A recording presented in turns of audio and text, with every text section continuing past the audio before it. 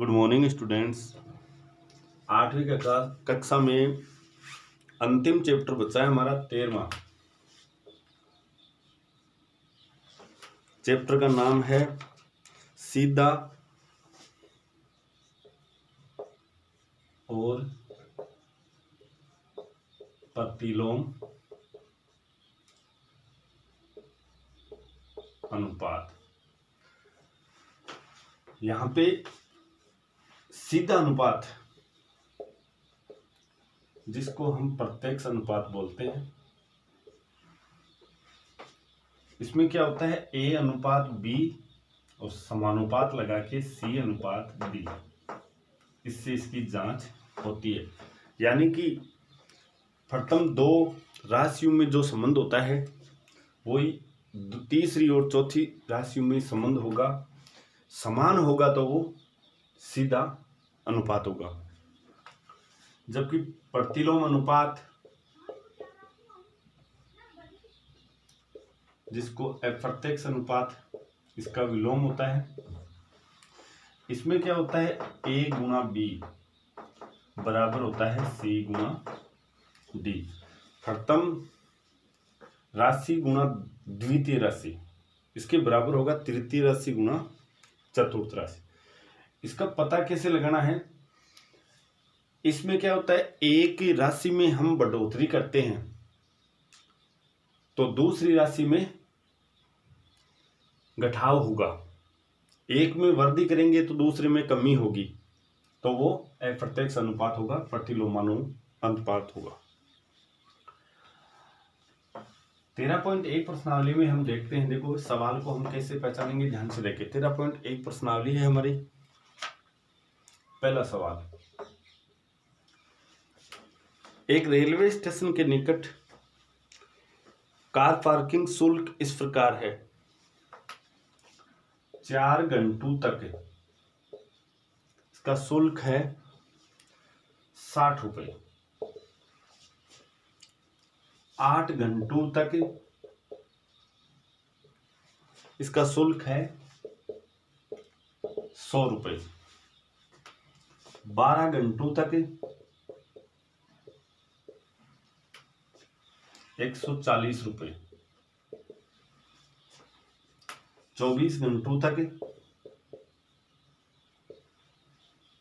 180 रुपये।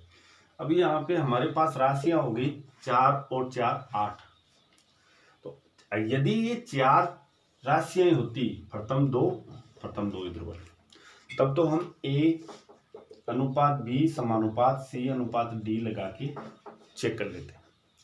लेकिन इसमें 8 राशियां हैं हमारे पास, तो इस प्रथम राशि को बट्टे में ले लो हल, जैसे 4/60, उसके बाद में 8/100, 12/140 और 24/180।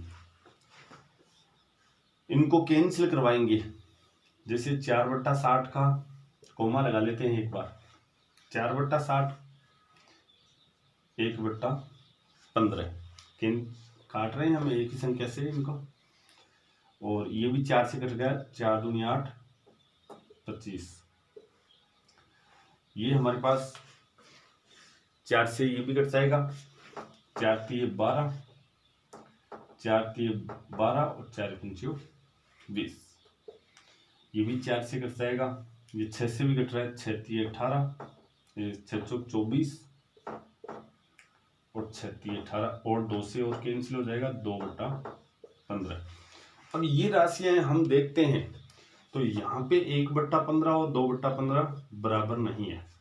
इधर देखते हैं तो 2/25 के बराबर ये भी नहीं है, 3/25 के बराबर 2/15 नहीं है। इसका मतलब ये राशियां समान अनुपात में नहीं है। नीचे लिखा हुआ जांच कीजिए क्या कार पार्किंग शुल्क पार्किंग समय के प्रत्यक्ष अनुपात में है। तो आप लिखोगे कार पार्किंग शुल्क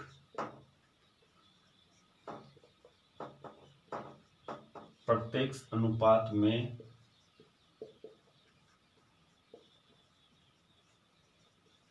नहीं है। यदि ये राशियां बराबर आ जाती हल करने के बाद में तो प्रत्यक्ष अनुपात में होती।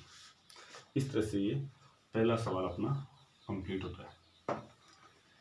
उसके बाद में सवाल नंबर दूसरा देखिए। दूसरा सवाल है, एक पेंट के मूल मिश्रण, पेंट होता है जो दीवारों के किया जाता है, उसकी बात हो रही है। एक पेंट के मूल मिश्रण के 8 भागों में लाल रंग के पदार्थ का एक भाग मिलाकर मिश्रण तैयार किया जाता है। निम्नलिखित सारणी में मूल मिश्रण के भाग ज्ञात कीजिए जिन्हें मिलाए जाने की आवश्यकता है।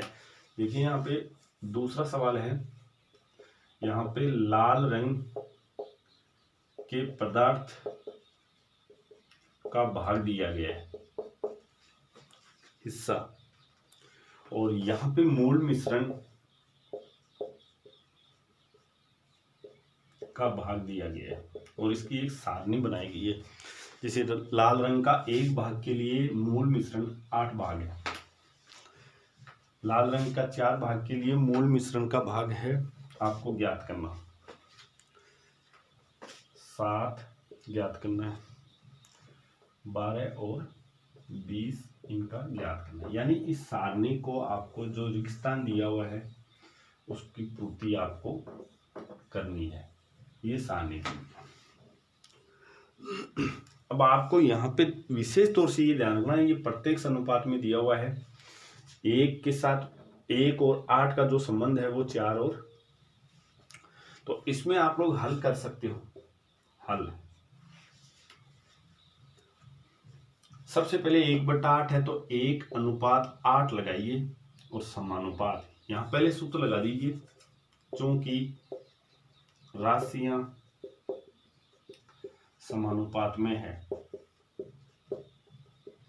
यानी कि सीधा अनुपात में है, इसलिए A/B समानुपात C/D, यानी कि 1/8 समानुपात लगा के 4:X ले लीजिए, इसकी जगह हम ले लेंगे X। अब आपको पता ही है बाह्य पदों का गुणनफल बराबर होता है मध्य पदों का गुणनफल। बाहर का पद ये है पहला और अंतिम चौथा, और मध्य पद दूसरा और तीसरा है, इनको आपस में गुणा कर लेंगे। पहले आपको अक्स वाला लिखना है, जैसे बाह्य पद में है x तो आपको बाह्य पद पे लेना। यदि मध्य पद में x आ रहा है तो आप मध्य पदों का गुणा इधर लिख लोगे।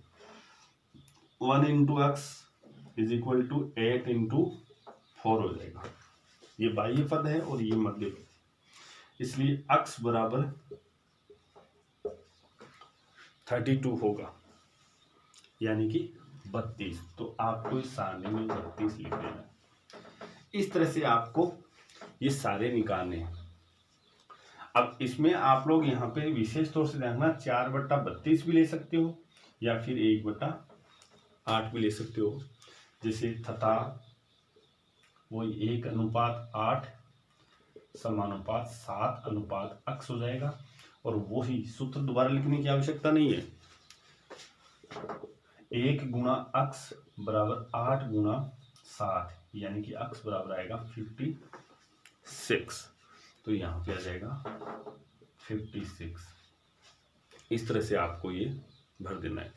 अब मैं आपको यहाँ पे बता दूं, आपको पता कैसे चलेगा ये समानुपात में। देखो 1 फिर 3 का अंतर है 4, फिर 3 का अंतर 7, फिर 3 का यहाँ पे 5 का आ रहा है, तो यहाँ पे 8 चौक 32, 8 7 56, इसको इससे गुणा कर देना है आपको। अब 12 को 8 से गुणा करें 96 आएगा, 96 आ जाएगा।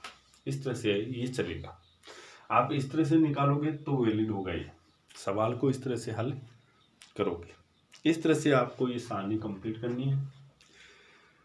उसके बाद में सवाल नंबर 3 देखिए,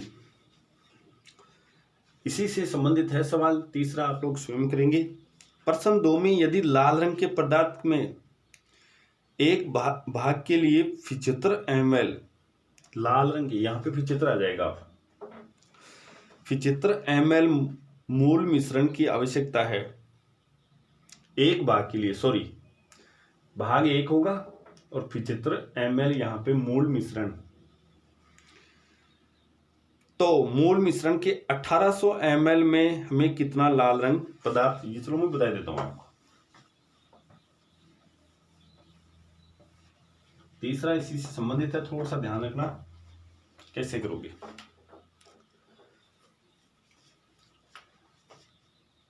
तीसरा है, इसमें ध्यान से देखो, प्रश्न 2 में यदि लाल रंग के पदार्थ के एक भाग, तो यहां पे लिखना आप लाल रंग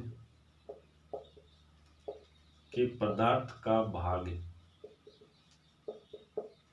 अनुपात मूल मिश्रण का भाग दिया है आपको समानुपात, यही आपको दोबारा लिखना है, लाल रंग के पदार्थ का भाग, लाल रंग के पदार्थ का भाग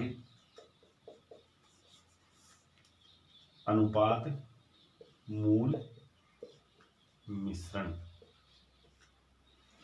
लाल रंग के पदार्थ का एक भाग दिया है अनुपात, यहाँ पे एक लाइन लिख देना, चूंकि ऊपर लिखनी पड़ेगी सबसे पहले, हल यहां से करना है इसको, चूंकि प्रत्यक्ष अनुपात है इसलिए ये आपको लिख देना है, या फिर या A अनुपात B समानुपात C अनुपात D। अब आपको ये दी गई है राशि, इसमें इसको पकड़ना है आपको। लाल रंग के पदार्थ का एक भाग है तो 1 अनुपात मूल मिश्रण, इसमें 75 ml है, 75 समानुपात C। तो मूल मिश्रण के 1800 ml, ये हमारा मूल मिश्रण दिए, देखो लास्ट में है, यानी कि इस C की जगह आपको अक्स मानना है, अनुपात ये 1800। अब की बार अक्स देखो बीच के पदों में आ रहा है, और बीच के मध्य पदों का गुना होगा पहले, तो मध्य पदों का गुना बराबर बाह्य पदों का गुना, ये वो 75 इंटू अक्स बराबर 1 गुना 1800, इसलिए अक्स बराबर 1800 बटा 75 हो जाएगा। उसके बाद में इसका एक्स में भाग दे देना आप 75 में, या फिर कैंसिल करवा देंगे, जैसे 25 से कट रहा है, 25 75, 25 6 150, 25 7 175, तो 25 7 175, 25 5 25 30 75 3,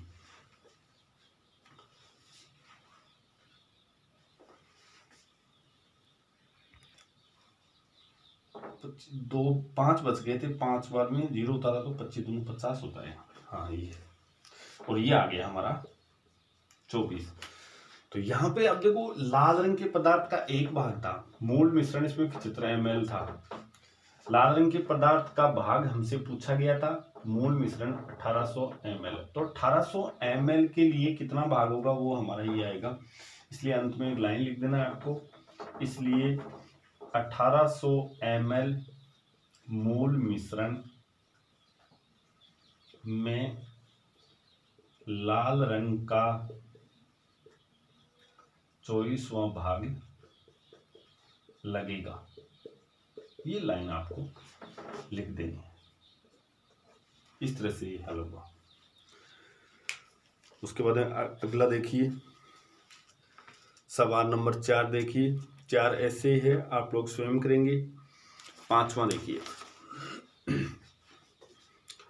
एक बैक्टीरिया या जीवाणु के फोटोग्राफ को 50,000 गुना आवर्धित करने पर उसकी लंबाई 5 सेंटीमीटर हो जाती है, मतलब उसको बढ़ाते हैं, जैसा कि संलग्न चित्र में दर्शाया गया है, यानी कि 50,000 गुना उसको बढ़ाया गया, जूम किया गया। इस बैक्टीरिया की वास्तविक लंबाई क्या है यदि फोटोग्राफ को केवल 20,000 गुना आवर्धित किया जाए, तो उसकी आवर्धित लंबाई क्या होगी। ऐसे ही आपको ये करना है, समान अनुपात में है।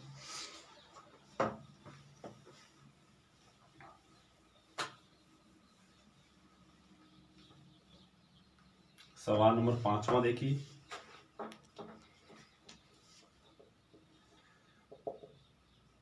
चूंकि अनुपात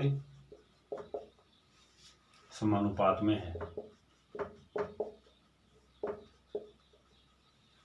इसलिए अब आपको देखो क्या लिखना है। सबसे पहले ये कोई बैक्टीरिया की है या फिर जीवाणु की बात हो रही है। इसके फोटोग्राफ की 50,000 गुना आवर्धित करने पर, यानी कि इसकी जो जूम है इसको 50,000 गुना आवर्धित करने पर उसकी लंबाई 5 सेंटीमीटर हो जाती है। इस बैक्टीरिया की वास्तविक लंबाई क्या है यदि फोटोग्राफर को केवल 20,000 गुना आवर्धित किया जाए। तो यहां पे आवर्धित लंबाई अनुपात वास्तविक लंबाई समानुपात वही आवर्धित लंबाई अनुपात वास्तविक लंबाई। अब यहां पे क्या आवर्धित लंबाई 50,000 गुना है तो 50,000 लिखा दो, अनुपात वास्तविक लंबाई इसकी 5 सेंटीमीटर है, समान अनुपात। यदि फोटोग्राफ को केवल 20,000 गुना इसको आवर्धित करना है तो 20,000 गुना लिखोगे आप, समान अनुपात वास्तविक लंबाई हमें ज्ञात करना है। तो ये वास्तविक लंबाई 5 सेंटीमीटर है तो यहाँ भी ये सेंटीमीटर में आएगा। ये हमारे पास गुना में है, 50,000 गुना और 20,000 गुना। तो यहाँ पे देखो अक्स बाह्य पदों में है तो आप लिखोगे बाह्य पदों का गुना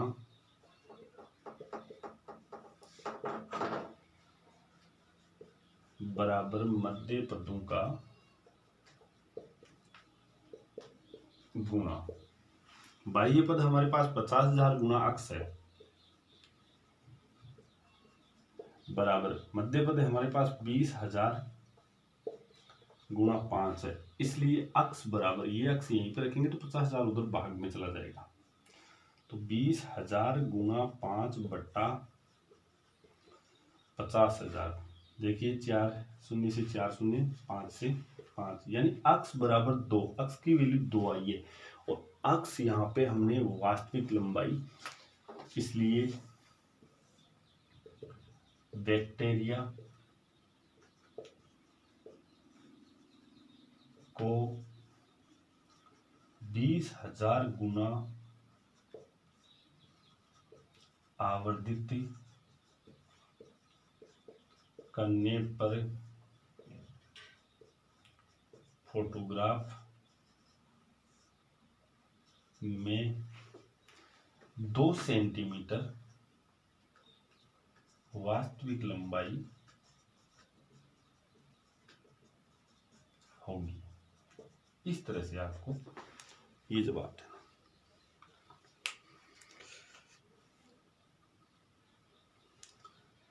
उसके बाद में आगे चलते हैं हम। इसी तरह से छठा सवाल है। छठा सवाल है, देखिए एक हवाई जहाज है। एक जहाज के मॉडल में उसका मास्तूल 9 सेंटीमीटर ऊंचा है, जबकि वास्तविक जहाज का मास्तूल 12 सेंटीमीटर ऊंचा है। यदि जहाज की लंबाई 18 मीटर है तो उसके मॉडल की लंबाई क्या होगी। मॉडल की और वास्तविक जहाज की बात हो रही है, ये भी ऐसे ही करना है आपको, छठा स्वयं करेंगे। उसके बाद में एक 7वां सवाल है हमारे पास।